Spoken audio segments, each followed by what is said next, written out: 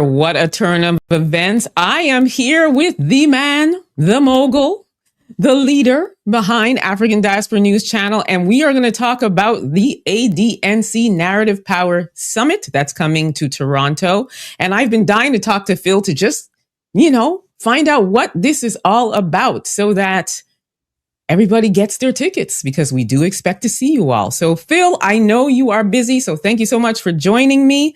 Let's talk about the ADNC Narrative Power Summit. So tell me, what is the ADNC Narrative Power Summit? What inspired you to create this event, and why Canada first?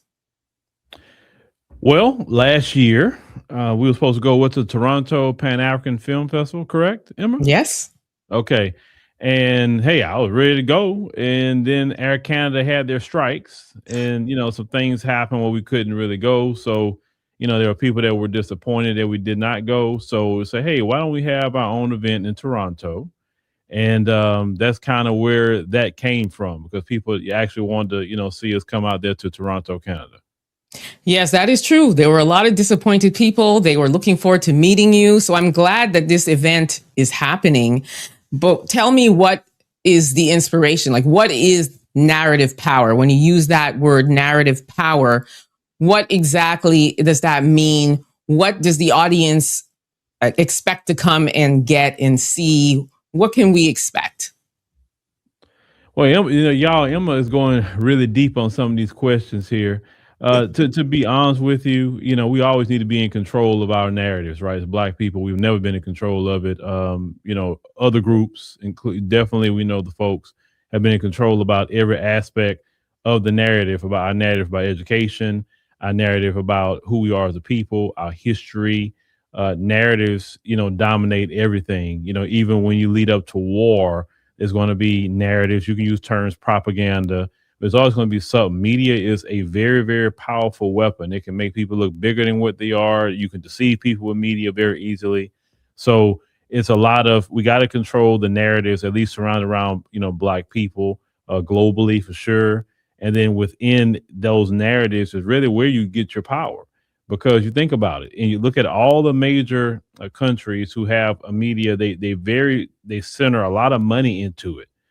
Billions upon billions of dollars go into media. Why? Because if you don't control your media, that is a form of soft power that you have. And it's a way also to be weaponized against different groups of people, whoever it may be. Because, what Malcolm X said, their propaganda can make, the worst people look, like great, I'm paraphrasing, and the best people look evil. So that's all through, a form of soft power or weaponization.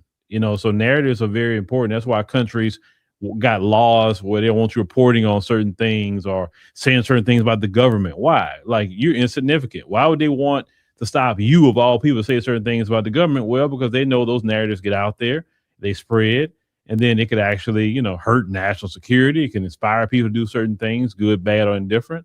So we definitely got to be in control of the narrative surrounding us. We sure do. And that is one thing that's lacking here in Canada. So it leads me to my next question. What I have found is, in the United States, as it relates to Black independent media, there's some fairly large platforms, including ADNC, but we don't have that in Canada, not to the level of America. So is there anything that when you come down and we have these conversations, very important conversations, speaking to the Black community in Canada, is there anything that you might want to give us a little teaser of what you can expect to be speaking to Black Canadians about? If anyone know my story, I'm very anti-institution. I'm very anti-gatekeeper. And the reason why I'm that way is because I've noticed that those, entities have prevented us as Black people to get certain, places we want to be in life, right? Or even careers. This one guy can stop you from getting in a position where you should have been 10 years ago, just because he don't like you, for whatever the reason. It could be race, it could be whatever. They don't like you. You got to go through this organization to get there. You got to do. So I'm so anti that, because that's just kind of how I built my, my company platform, etc., and just be anti all those things. So I believe in complete black independence, whether it's political, whether it's, business, whatever. I understand we live in countries and they have systems in place and we'll use those systems as needed. But the goal is ownership, ownership, ownership. And if you don't own and control, somebody else owns and control. And the reason why you may say they don't have black media outlets in Canada like that is because, I'm just going off of what you're saying, but maybe someone just don't feel the confidence enough to say, you know what, I'm gonna kick the door down. This is what I'm gonna do. We black first, black centered, and we black targeted. And we're not trying to play a rainbow coalition with nobody. We're not playing a minority coalition that never existed. It don't exist in Canada either. We're sure not gonna let the folks gaslight us, which they really do a lot of gaslighting to y'all in Canada. That's for sure. This is what we're gonna do, because I know they'll cry if you have a black first probably outlet out there. From what I've heard, they'll cry about it, but you got to not be afraid to take that kind of stand. And this is the kind of talking that we need to have in this country, for sure. You have been in the game for over a decade. I've been on the platform for almost 3 years now. So you've seen some of the things that I've reported about that goes on here in Canada. What would you say to the Black community here in Canada that you feel like this is some tough love that I need to impart on Black people in Canada? Well, it's the same thing that I would probably say, I have said to others. There's no such thing as a coalition with other groups. There's no coalition. There's none. Dr. John Henry Clark told us here, at least in America, we have no friends. Once you learn you don't have a friend, once you realize that other groups are looking out for their group themselves, a lot of them are manipulative. They only want you around when they can benefit, but really when the rubber meets the road, they don't help you. If you look at your condition as a collective of people versus their condition, especially the folks, it's not equal. Or why? Because it's being maintained to be unequal. So if you're truly my friend, then we should all be eating the same food, right? We should be having the same amount. So the main thing from what I've seen with a lot of Black Canadians, just by talking to them, it's just a lot of them feel a lot of pressure on them not to take a stand for Black people. Now, you got a few out there that will, but they're far and few in between. They're not really the majority, I will say. Maybe some people fear, because a lot of people have different backgrounds. They may fear doing that. In some people's culture, it may not be as confrontational as others. Right. But what I would say to them is, of course, love yourself and want to do for self. Once you love yourself and do for self, everything else really could sprout out of that, and realize that you don't need a friend. All you need is your community. That's it. You don't need nobody. And if somebody tell you, well, that's, racism or whatever, so you can call it whatever you want, because I don't have a hatred for nobody. But the fact is, the first law is self-preservation. Of course, the first law is following the Lord and loving him with all your heart, soul, and mind. But after that, self-preservation. And if we're not preserving self, then we're being dependent on others. And when you're dependent on others, they can turn your water off. That's right. And we need to be dependent on each other and unify. And that is another gap here in this country. So I'm really looking forward to what you come and bring us with all of your wealth of knowledge. So that leads me to my next question. The people coming into the room, what would you like them to take away from this event? Well, the main thing it's not so much what you take away. It's just, I want you to make sure you come in with an open mind and open heart and willing just to listen a little bit, because you can't really take nothing away if you're not open. That's to be honest with you. Because you'll be cut off before somebody say anything. So it's not so much you taking something away. It's more so about you being open to receive what's being said and to do it resonate with you. And, there are a lot of people who are really looking forward to coming to meet you, to meet the rest of the team, and to take away and to learn from everything that you're going to be bringing to us. So we are looking forward to it. I encourage everybody to grab your tickets. If you haven't already, you had better. AfricanDiasporaNews.org/Canada. I will put the information in this description link below. You better get your tickets before they sell out. And I know how you all are here. You love to come at the last minute and show up at the door. And if it's sold out, that's your loss. You're going to miss out on a really great event. I did some research this morning on what you're actually saying, and yeah, it is a Canadian thing that I didn't know about. About they say on average they like to do 2 to maybe 4 weeks out to start buying Yep. things for different events, and that's And the just a day little of. different, at least for me. And you're saying they like to do it at the door, Yep.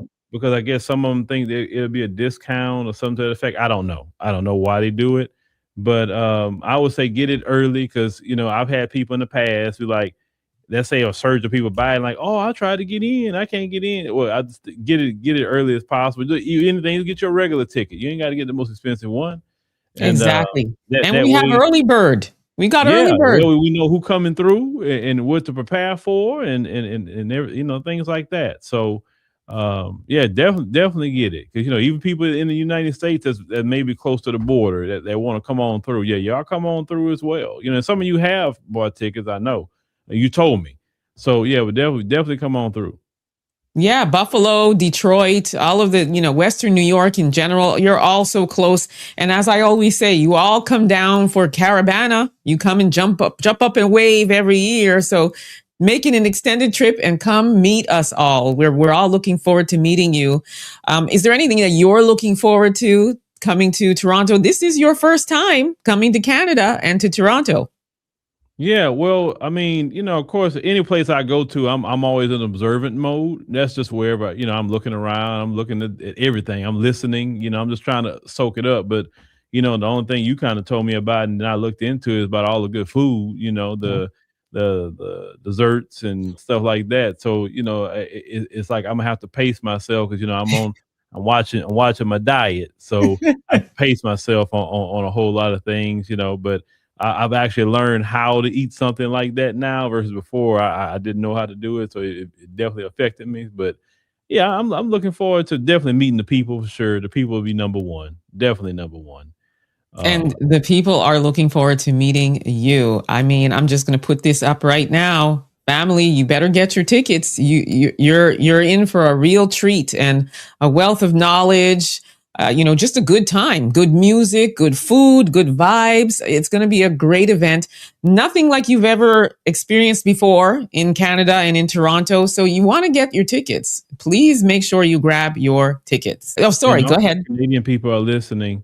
Black Americans have nothing to do with what's going on with the current administration. I mean, it's letting you know. So if y'all have any ill will toward black or just Americans, just keep the black ones out of it because um our community did not put that administration in office. Actually, it would be more so the white American community because 105 million of them voted for him.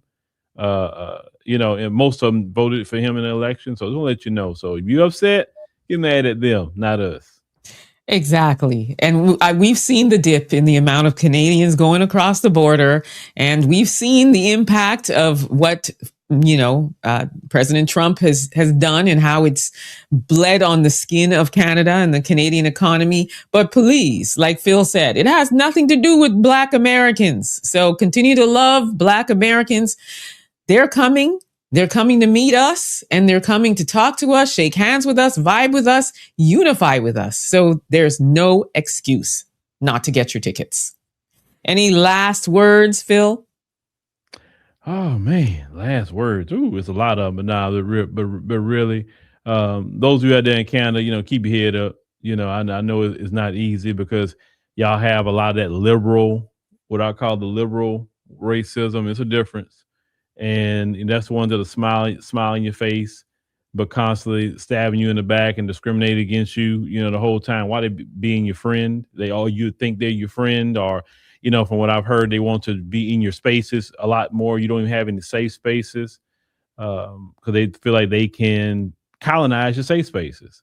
So, that's something y'all gonna have to really address within yourselves is why do they feel so comfortable to come just in my space? You know what I'm saying? Like the energy is not should be in a point where like, I don't know if I want to be here. That sort of energy, right? And if they do come, it'll be a certain type. Because from what I've seen, it's just the average one showing up in the space. So that'd be a different dynamic. Now, Miss Emma told me that they may show up in our event. I hope they do. They'll be coming. I hope they do. They'll be coming, and to your point, it's called polite racism here in Canada, or as we like to call it, covert. But the overt is creeping up a lot, so it's starting to become very balanced here. So it's Well, going like to I be a said, really interesting conversation that we're going to have. right. If they, but I will let you know, I'm a kind of person, I believe in class participation. Okay. So, and I do this to anybody. So, I may ask them, what brought you to this particular event? And I may put a microphone in their face and ask them why. What brought you to this event? Then I may start getting into some good questions from them. See, that's what you deal with. You put them on the spot. That's how you deal with it. Like, no, you here. Well, I want to know why you here. And based off of what we're talking about, okay, do you support this? You support that? It just put them on the spot. Are you a true ally, or are you just an operative? There we go. And this is the perfect kind of venue for that, because we're talking about the things that, are concerning our community. So if, like you said, if they want to come into this space, then I would hope that you're coming with an open mind, like you just said, and a willingness to learn. So it is, like you said, participation. It's going to be audience engagement. So yeah, let us all talk. Yeah. Because like I said, I tell people I talk enough on my platform. I don't have to talk all the time. I like to hear other people talk and bounce and get vibes from you. It's going to be really good. I'm really looking forward to it. And, we're together at least once or twice a month on camera. So it'll be great for us to all be together finally in person, right? So I'm really looking forward to it. And I know that the people here are as well. So again, I'm going to say it one more time. Grab your tickets before they're all gone. I don't want any issues at the door. So grab your tickets now. Yeah, don't do things on colored people time. That's the only thing I'm saying. When I say colored, I'm not talking about South African colored. I'm talking about just we talking about what we know as colored people time. Don't do that. And it seems like I know the African continent is I know they're the originators of that, because I mean, my God, I mean, we got our issues, but we aren't that bad from what I've seen. Mm-hmm. Like just no concept, I guess, of time. So don't do that. Like this, I always say, I like to be early as possible, except unless I can't be. But arriving on time, ask everybody who know me, I always arrive on time. A lot of times, where I was raised, you're on time when you're early, you're late when you're on time. Exactly. And same, I came from a militant background and household as it relates to that as well. But you're right. Within the African culture and the Caribbean culture, they tend to just be like, everything is so laxy-daisy. I'll wait. I'll come to the door. And then it's melee at the door. So I'm saying just don't do that, because you really don't want to miss out on this event. This is not the event to do that. Okay. We're not rolling that way here, family. So grab your tickets in advance. Thank you so much, Phil. I know that you're very busy, so thank you for taking the time to talk. And we shall see you soon in Canada. Right. Can't wait to touch down and like I said, meet the people and eventually get some of them beaver tails I've been hearing about. Oh, yes, the beaver tails are life. And my Canadian brothers and sisters know about that beaver tail. You're going to love it. Oh, yeah. Be a good time. There's some room for it, that's for sure. Yes, good times, good times. Thank you, Phil. Thank you, everybody, for tuning in. Again, grab your tickets. It's in the description field. No excuses. We expect to see you all there. See you later, Phil. All right. Black excellence. Too magnificent. This is excellent. This is excellent. This is excellent. This is excellent. Black is luxury. Black history. Black legacy. Black dynasty. X vision like Malcolm. Diaspora, you're welcome. No Wakanda or Zamunda. We from Africa. We the future, we the past, we the now. The world trying to copy but don't know how. For more information on the ADNC Narrative Power Summit and to grab your tickets, head over to africandiasporanews.org/Canada. We look forward to seeing you all in Toronto.